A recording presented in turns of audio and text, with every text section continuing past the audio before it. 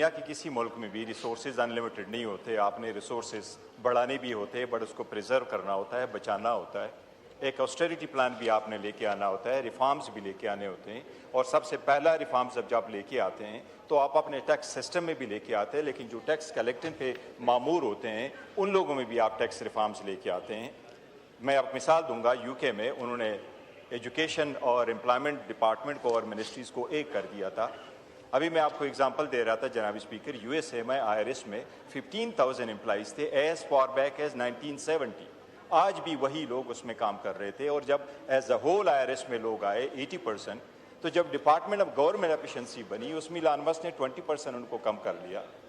तीसरा, आप इंडिया की मिसाल ले लें, उनकी हमारे से 1 अरब 45 करोड़ की आबादी है जनाब स्पीकर। उनकी जो कलेक्शंस है टुवर्ड्स दी कस्टम्स, वो हमसे रेशो में कम है, क्योंकि वहाँ सेल्स टैक्स और इनकम टैक्स की रिकवरी ज़्यादा है।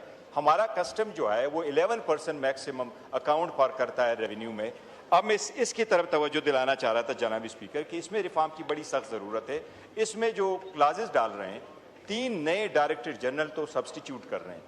जिस तरह पहले से था जनाब स्पीकर, प्रीवियसली इन्वेस्टिगेशन था, इंटरनल इन्वेस्टिगेशन था, अभी उन्होंने इंटेलिजेंस एंड रिस्क मैनेजमेंट कर लिया।